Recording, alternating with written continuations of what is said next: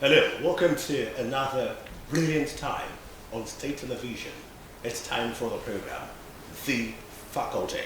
Now, on this program, we use our medulla oblongata, that's how they told us in school. These are reasoning faculty to reason out things going on in the society, in the country, and sometimes globally. But the world is like a chain. One thing affects the other.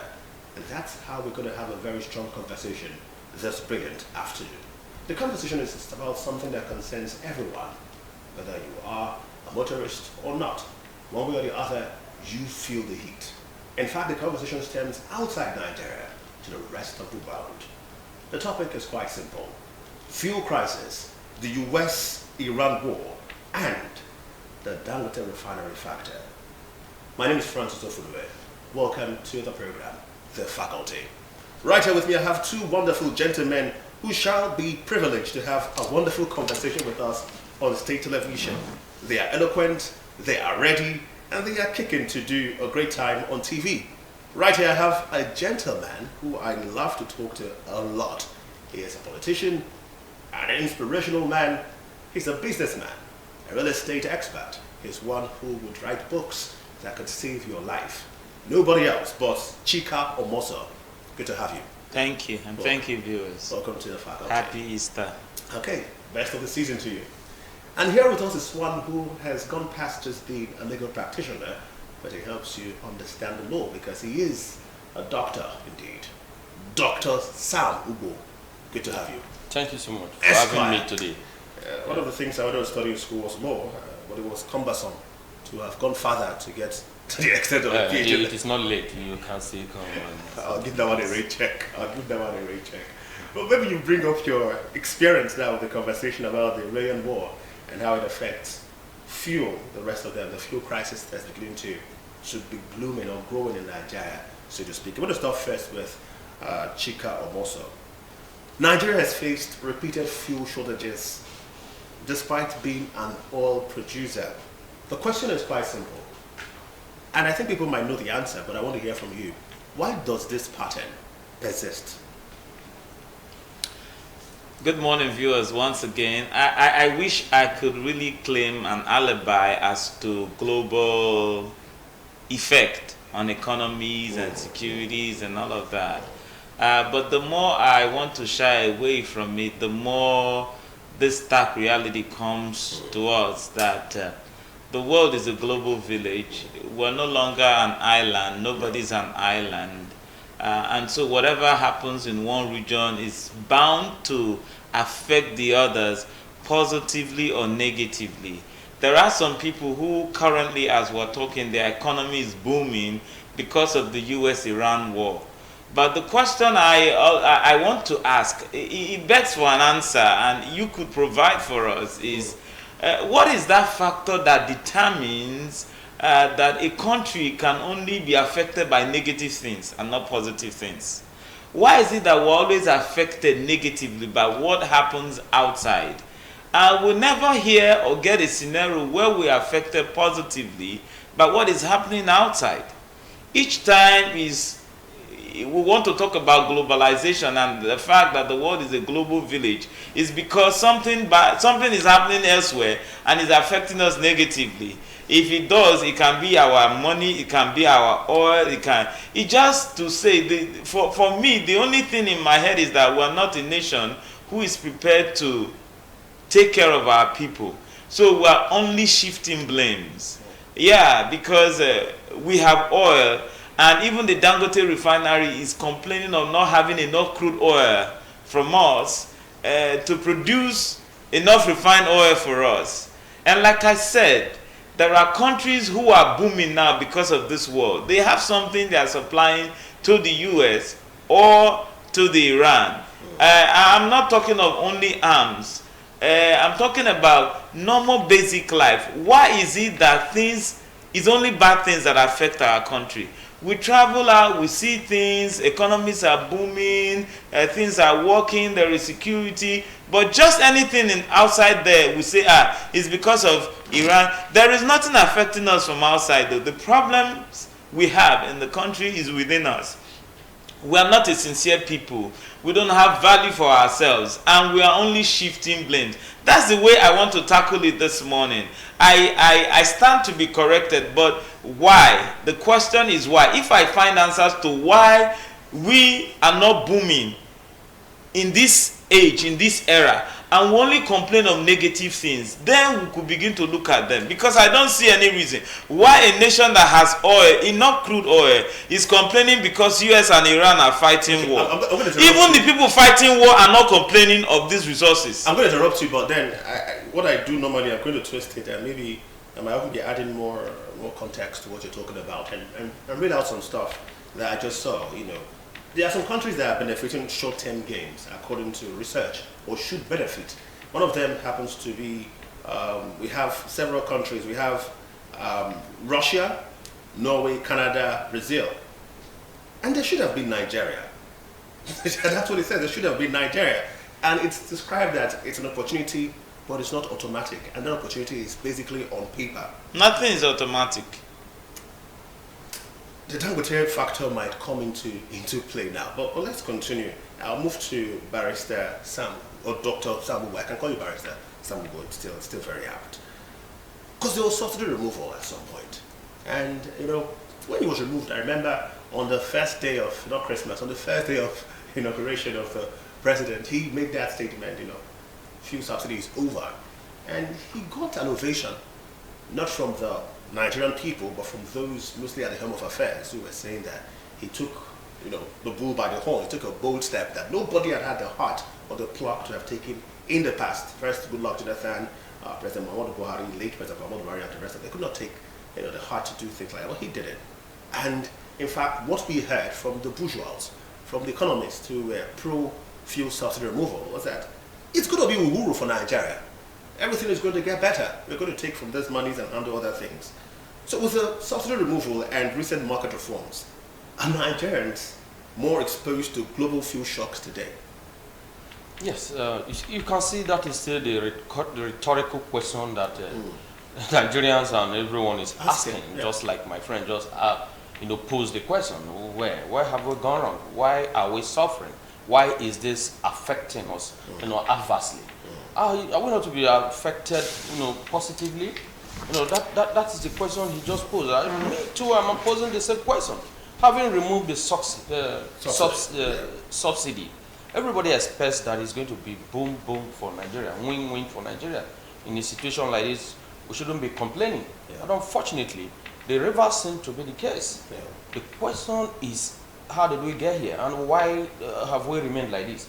Now, if we may, venture to provide an answer, you can see that our reliance on oil alone is what is bringing a lot of problem to us. We wait for this monthly allocation to come. When it is shared, states bubble, they go home and they wait for another month to come, and that is what we are relying on. Nobody is talking about how we can invest in agriculture. If you ask, how many governors have invested? As many governors that we elected for the past 3 years, how many of them would tell us how this is investment we have carried out, where we can raise money for the state, where we can even employ our teeming youths? No one. There is no investment going on. I think it is better. It is high time we thought of investing. Going into agriculture, going into communication, and all that. So many things. There is now ICT, yeah. Power, and all the solar issues. It is high time we thought of going into that. But many people in authority are not thinking. We still rely on this oil. That is why when a little thing happens in the oil sector, it affects us. Every because time that's what we rely on. Some persons cannot drive their cars any longer because they can't afford it. You don't have to blame them. Some persons can, things are so difficult because this is oil and that is what we rely on. Like I said earlier on, everybody waits for the monthly allocation. Do you know what happens in the north? It is even better over here. If you go to core northern states, what they do is, especially those of them that works in the local councils, at the end of the month, they come to work, they share their money, and they go. No, they don't know what is happening in the office. And that is what is actually affecting us. Until we think twice and think of how we will invest and divest from the oil sector, this problem will continue to be there. The problems of fuel scarcity. Apart from fuel scarcity, the poor economy. You know, we are not moving forward. You know, some people will tell you, Nigeria, we are growing. You know, but it is not reflecting. Now, you have removed subsidy. In one way, in what ways has it actually impacted on us? The common man. Or to the common man on the street to say, oh, because subsidy was reduced, oh, this is what we've been, you know, profiting from it. This is what removal has enhanced this sector or that. But we cannot see the changes. It still remains static the way it is. Things are not working. Yeah. It appears the country is not moving forward. There are still this unemployment everywhere. So many things are going wrong the way they were. So we are not moving. There is no paradigm shift from where we are before now to where we are. You know, the situation is still static. Yeah. Yes. So I think we need to think and out of that box. Yeah. Out of that oil box. Yes. If we don't do that, we won't move forward. Mr. Chika, you know, just this morning I heard that we're entering week 6 of the U.S.-Iran war, and President Donald Trump of the U.S., the POTUS, as he's called, is not taking things lightly. He's making crazy tweets every now and then. Iran is not even joking after all. They're still saying their own strong tweets. It looks like they're not giving up. And all these things should have not been our business. We should have been seeing it like another Hollywood movie. But somehow, we are involved. And every time I see Donald Trump tweets looking like he wants to stop, but the war is lingering, I wonder how Nigerians will cope. But with its large refining capacity, Dangote refinery is seen as, it should be seen as a game changer actually. How much impact can it now realistically make on, not foreign now, but local supply? We had expected much, and it dashed our hopes because, like I said, our people are not sincere. It's not about building the nation. Everybody is thinking about their pocket, how much they can make from the people. In fact, let me not say make, because make is like a legitimate process, but how much they can milk the system.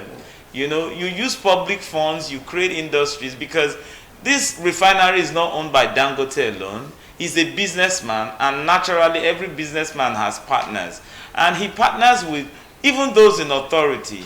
And one would expect that it will not be a business for inordinate gains. Things would have been streamlined, specifications would have been met. This is how much we're going to make. We're producing now, and we can make good money since we're not importing.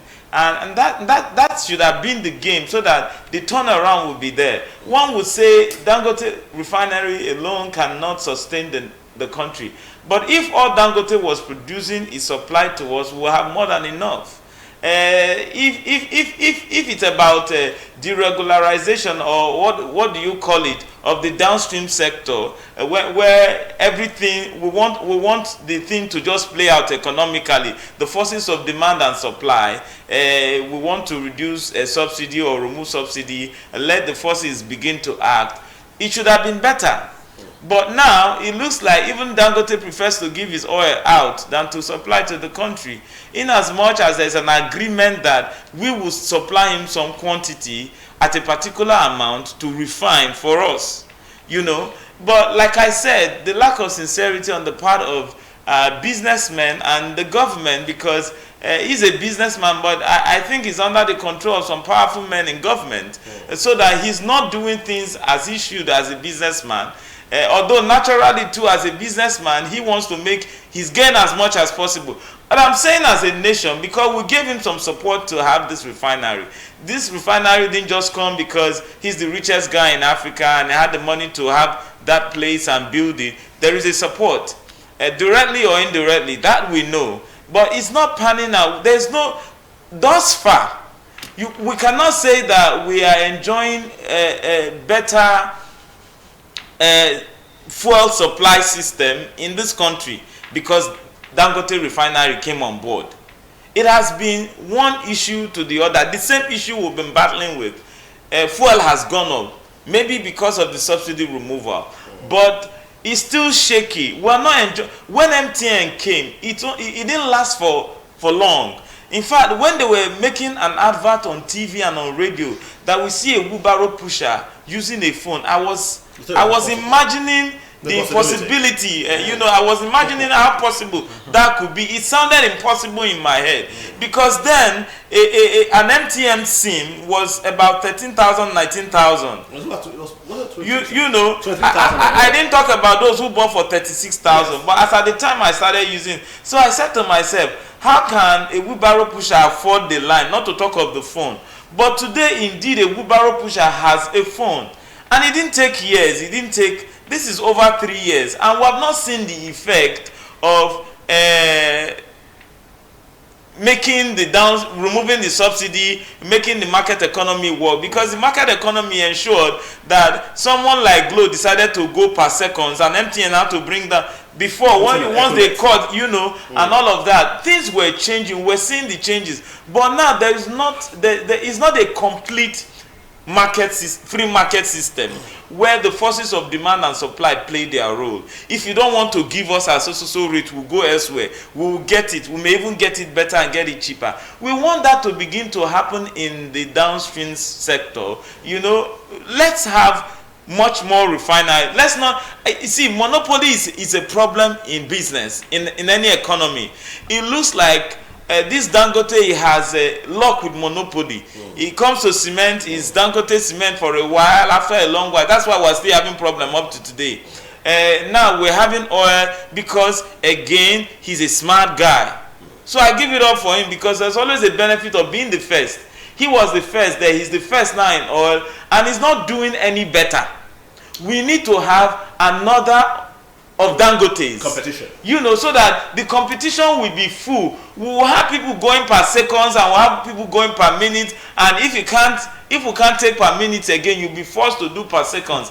And in terms of oil, you know what I'm saying. We'll go elsewhere. We can leave our country and get crude oil from anywhere we can, anywhere that is cheaper, and supply to places we think is better. Because if they have removed subsidy, we're not supposed to be having these issues. And we're not supposed to be talking, and this economy, if everything was working well, I mean, like Obasanjo tried to say some years ago that if we can afford a bottle of beer for so amount, why can't we pay certain amount for this same amount for a liter of fuel? We are talking because the economy is bastardized and the center no longer holds. That's why things are falling apart. The benefit of subsidy, we are not getting it. Today, when I was coming, I discovered that our someone died yesterday because a tree fell. Our roads are not good. We don't have light. We can also find the fuel. I mean, thank God the queues have not started, and I pray the queue will never start, so that we can hold it as one benefit we have gotten from the subsidy. But I'm saying we have not seen any other, apart from queues on our filling stations. We have not enjoyed any benefit from subsidy. And I think it's because the government is not what it is. We need to push out this government. I am not here to canvass, but I'm thinking that our politics and governance is becoming a place of retirement benefit to old people.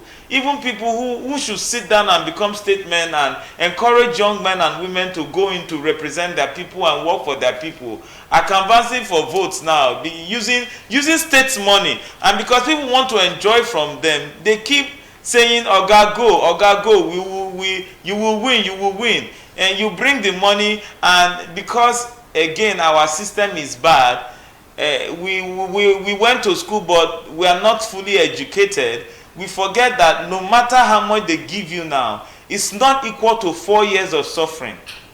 And so I just want to call on Nigerians that it's time we wake up, we look at other things.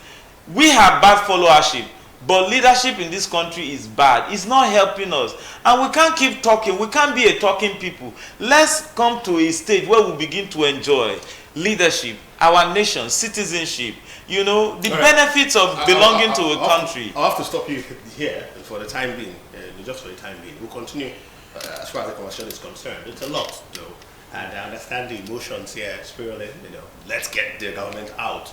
But then we have seen governments leave and government come, and still the problem persists. So we need to still keep thinking, and then people should vote intentionally, not because of any sentiment, but for a reason to get a better government, a reason for the government to know that the power belongs to the people and not godfathers. But let's go to Barrister Sam Ubo, Doctor, as my brothers would say, Doctor Barrister Sam Ubo. 650,000 barrels per day. That's the full capacity that Dangote can have if everything is moving smoothly. And that can satisfy Nigeria, basically.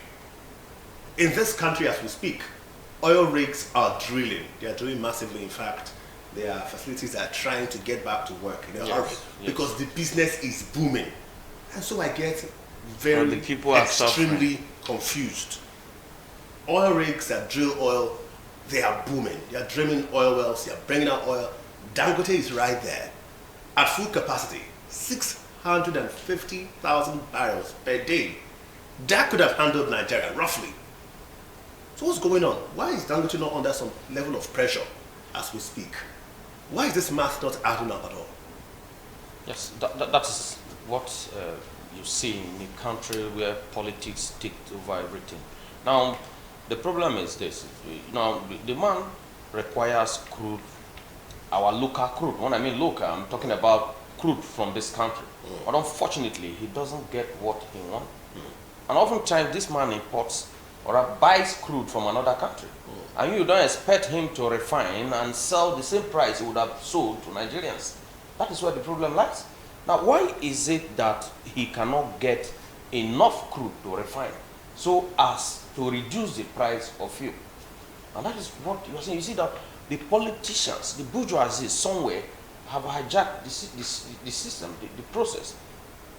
You understand? Yeah. Because if Dangote, does otherwise, some of them have businesses somewhere, and their own business will crumble. And that why Dangote's will boom. So you can see that there are a lot of politics going on somewhere, and which you and I might not know. And that is just the problem. The economy ought to be booming. We ought to be enjoying the system, having removed the subsidy, like we said earlier on. But afterwards, there are a lot of politics that goes on with all this. Some persons are there who knows what is going on. Dangote himself knows that, yes, there is a gameplay somewhere going on, which he might not like to disclose to us.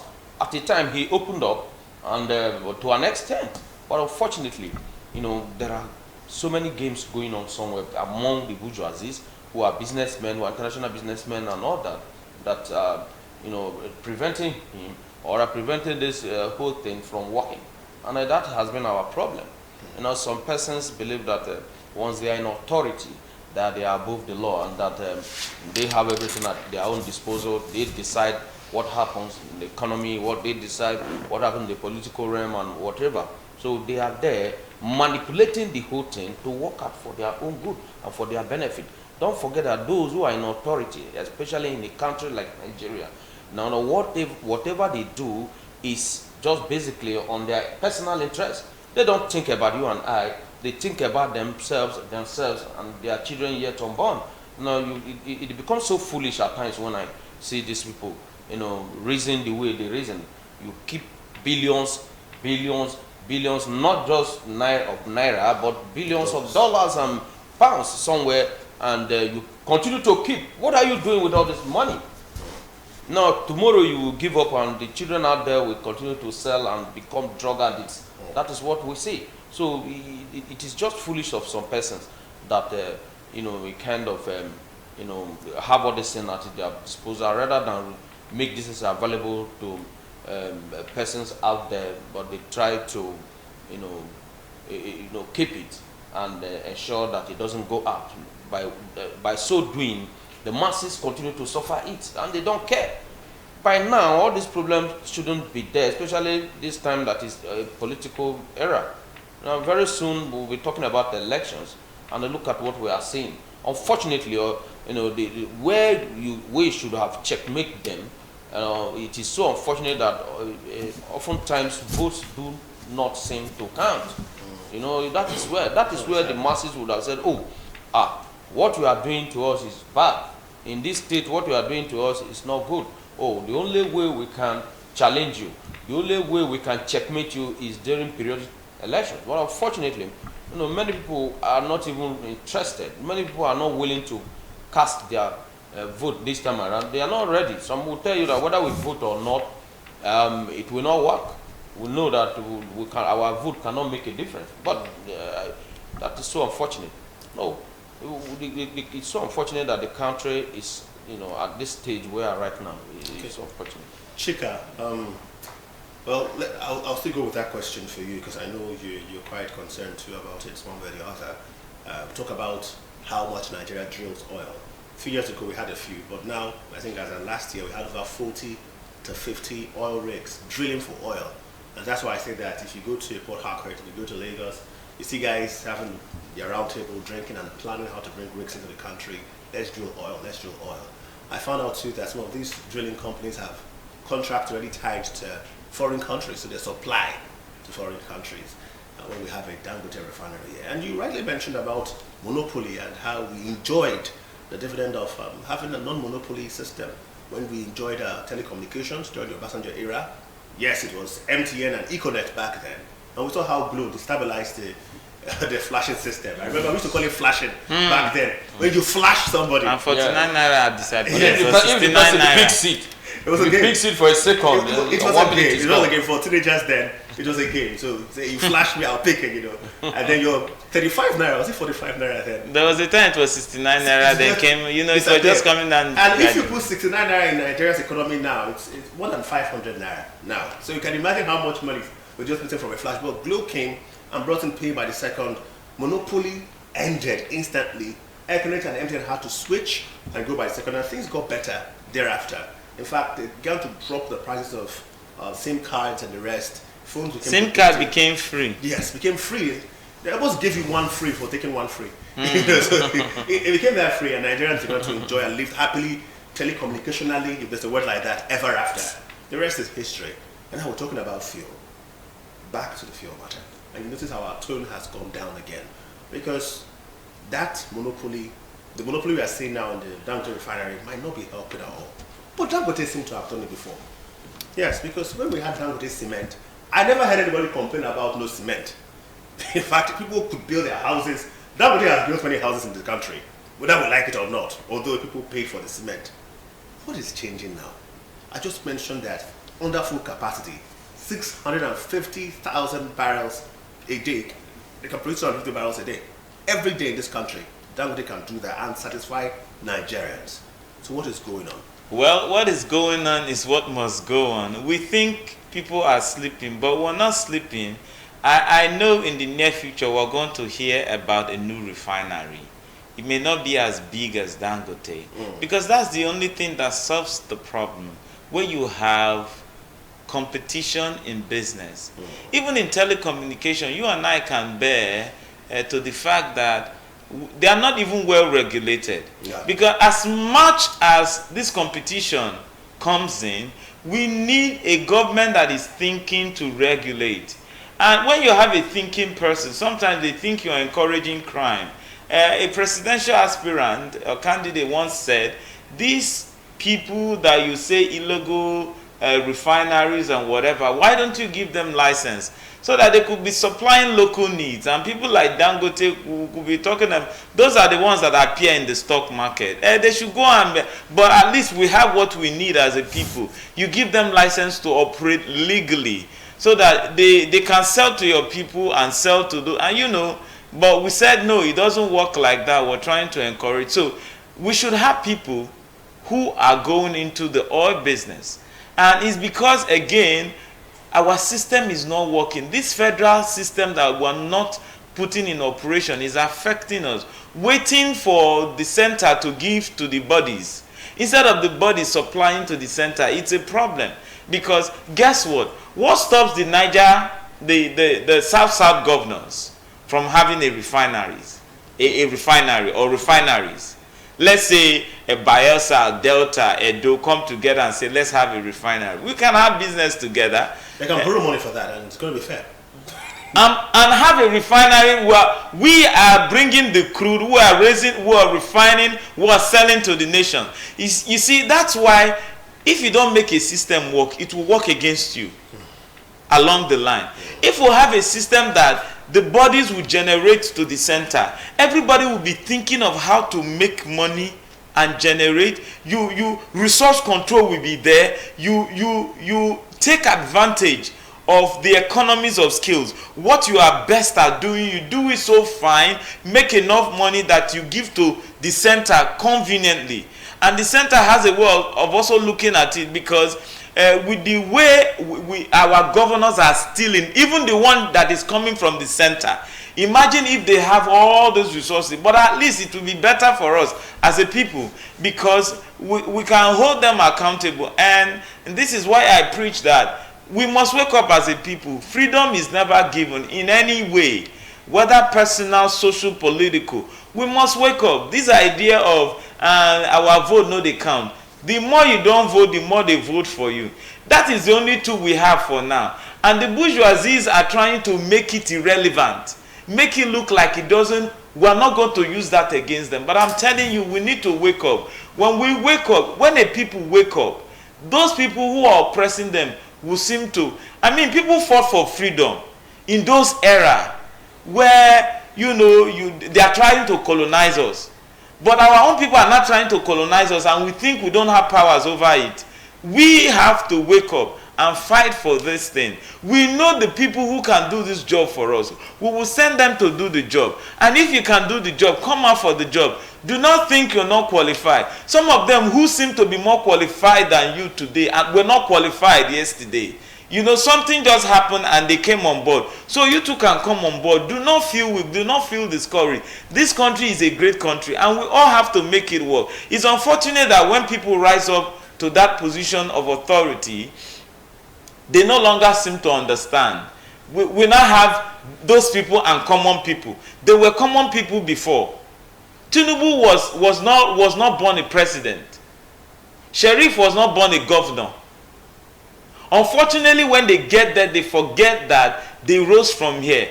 All of the things they put together to do, they no longer can do it. And sometimes we are comparing people with what they did versus what another person did, instead of what they did or what they are doing versus what they could have done. And that is the issue. Look at all the things we have at our beck and call, and yet we complain every day. We complain of light, we complain of our school system, we complain of road, we complain of virtually everything. The same government will come and tell us, let me digress a bit, and tell us that graduates are not employable. You that hired the teachers, you trained the teachers in the first place, you hired them, you created curriculum, you built the schools, you are paying them with taxpayers' money, and you say the people you produce, you turn out from the schools are not employable, self-indictment, and they are not worried. So you see a system that is not, they don't even mind. We have to wake up. I think the problem is not with our people, because we can't keep complaining. We have to wake up. People have to also move into this business, this oil business. Let's borrow money. This hotel we are building everywhere is not helping any of us. Yeah, and it tells me something. We have money. Oh. I don't know why we complain, because they are building hotels, and when you go around, these hotels are filled up. So where is the money coming from? Yeah. Who are the people complaining? You know, it's because of, I understand, it's because of bad distribution of wealth, no redistribution of wealth. So the wealth is just among some kind of circles. Yeah. So we as a people, we are not common, no. We are the citizens of Nigeria. And the more we wake up, the more we shift these people to those boundaries where they can no longer affect us badly. So I am just saying, it's an era of politics, it's an era of election. We can't shy away from it. This is the only tool available for us now. We are not spiritual people. We are not going to go to Coven to go and kill them.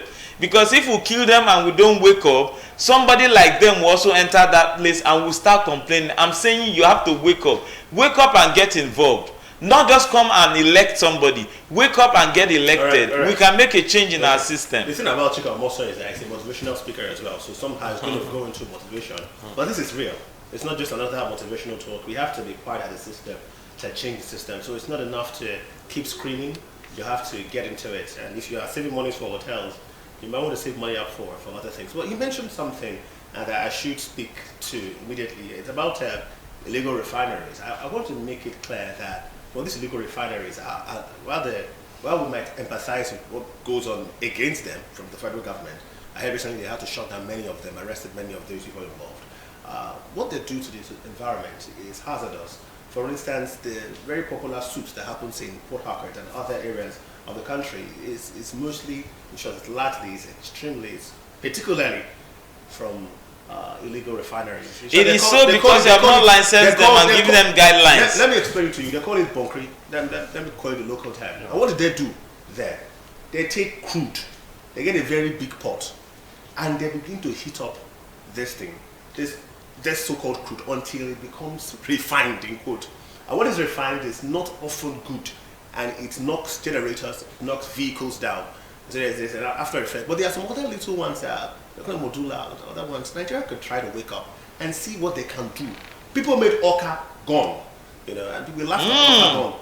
Meanwhile, Oka gun helped fight for certain battles, and Oka made guns have been helping criminals win battles, even against police officers. Oh, so maybe it's high time. With AK-47. Just to bring a balance, maybe it's high time that the illegal refineries, while it's checked, they can look out for other means. We can take advantage of their local means of production and see how we can fine-tune it. But illegal refinery, as it is right now in Nigeria, is dangerous. Some other times it brings in what's it called, black market network in the country, which creates other kinds of harms that we see from Boko Haram and the rest. But the big question here, which is panel-like, is this. Isn't this, Barrister Samubo, the illegal refineries, just a clear sign that oil supply is not met in Nigeria?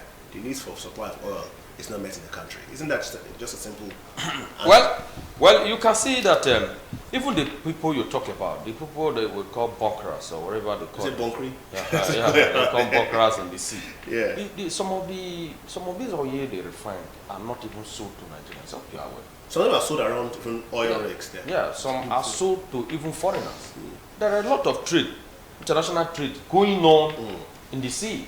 I don't know if you have been to the sea. Well, there was a time I went to, about 3 years ago, I went to one community in the Oyster where I was in the sea for more than 1 hour before I could get there, and I saw that there is another line, another system of life in the sea, in a very big sea. Now, the life in the sea is even better and more important than what we see on the land. Correct. Those people are there, they earn their living there. Now, there are a lot of things going on there. Correct. A lot of businesses going on.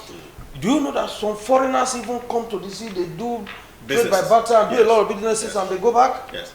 And so many of those things are going on there. Yes. So the bunkering we talk about is not just for, it's not just to sell to Nigerians. Many of these bunkers, they do businesses and sell oil to foreigners. People from various countries, they come and they transact. Now, the refineries we just talked about, many refineries. Modular refineries. There is one we call modular. Modular is better. There are some that are springing up in Warri. Some of them are yet to be licensed. I know of someone that has been coming from. Government should. I think those are the ones that government should, license, so that they produce even little barrels of oil. Little barrel can be of help. And again, even the ones we talked about, those little ones that operate. Now, what government should do is to, call all those people, make them aware that they can register, they can be licensed. Then they give them a certain standard. Reduce the standard and say, if you can meet this standard, you can be registered. But if you cannot meet the standard, there's no way you can be registered. Now, government will now have the opportunity of monitoring the activities. The quality of fuel, the quality of oil, the quality of their production, your equipment and whatever you will have. Now, government can now have control over such things if you decide to register them. So that's another way out of capturing those people and to enable them boost production as far as the country is concerned. Chikam also, the topic is about the US-Iran war, the fuel crisis and the Dangote factor. Let's just speak a little in about 2-3 minutes about the US-Iran war. The US-Iranian war has really had the whole world. This conversation, matter of fact, stems from there. I want to know where you are, whether you are pro Donald Trump or pro Iran. This war per se, is it worth it after all? Yeah, it's worth it. But before I go into that, I just want to say that you've defined what we're struggling with. When you say illegal, we're saying that government should make them legal. When you license them, you regulate them, and you to make when things. You check the hazards, then, they are doing hide and seek. That's why those hazards are there. When you license them, you give them standards, and so the thing will reduce. Those ones who boil crude. I don't think he was. But let's not go into argument. I am pro-Trump because the more you give people leverage to do things, and you just talked about legal and illegal, you know, licensing and not licensing. Iran, it's like a nation that should not be given a gun, but they've owned armors, not just a gun. And so they've been terrorizing other small nations around them. Power must be used and utilized well. And you don't have power and begin to negotiate too much. You see, what Trump is doing is trying to say, we don't trust you with the instruments you have. Could you please just surrender it? But this guy feels that the instrument they have in their hands is enough to sustain them. And the man Trump is saying, no, we have the capacity to neutralize what you have. And a lot of people are happy that Trump is doing this. But you know, one thing with government is that the whole people cannot be happy with you. Because there are people who are benefiting from the other side. Even in evil, there are people who are enjoying evil. Because we are living in a world where Satan is, and he has perverted things. Things that people should see as an abomination, as evil. Some people celebrate it and enjoy it. So, well, going to your question, Trump, for me, is doing the right thing because he's trying to say, let's take out this thing from these guys. Otherwise, one day, they're going to use it against us. It's like fighting Trump for trying to come into the country. I have read a lot about America, and the fact, it started with Bush time, where they bombed America, what they call September 11 stuff. You know, the fact that you think that this terror is happening in another country does not affect you. But we understand that the world is a global village. So what is happening in nation A can snowball to your nation. You can give them room to begin to plan and fire things to you. And that's what US, from that moment, US has said they are not going to keep an eye close with regards to what is happening in other nations. They must look into other nations, because this evil might not be where it is growing from, where it started. It may be for you. You may be the target. So that's what they are trying to do, to curtail. Dr. Samuel, the diplomacy of Donald Trump and the war in Iran, how do you rate it as a legal politician? As a law teacher, I can remember a few days ago, I actually pointed out this issue when I was taking the topic sovereignty. You know, what sovereignty means is that every state has its own sovereign power, and that the state is on its own. But unfortunately, what we see today, what Trump is doing today, has a kind of deviated from that principle. But that notwithstanding, I agree, and in fact, I agree and support the policy that Trump is carrying out today. Yeah, it's going to be a limitation to what we call sovereignty. Yeah, even if a state is sovereign, the state has its own sovereign power. When a state becomes so oppressive to others, I think what Trump is doing is... It's rendered oppressive to others? Yeah, no, that you are using a weapon of mass destruction, and which they know, they've investigated and know that such weapon exists in your territory. And somebody is saying surrender it because it is very harmful. But you talk about sovereignty. Yeah. Our time is almost over, and I said you talk about sovereignty. Iran should have been a sovereign country.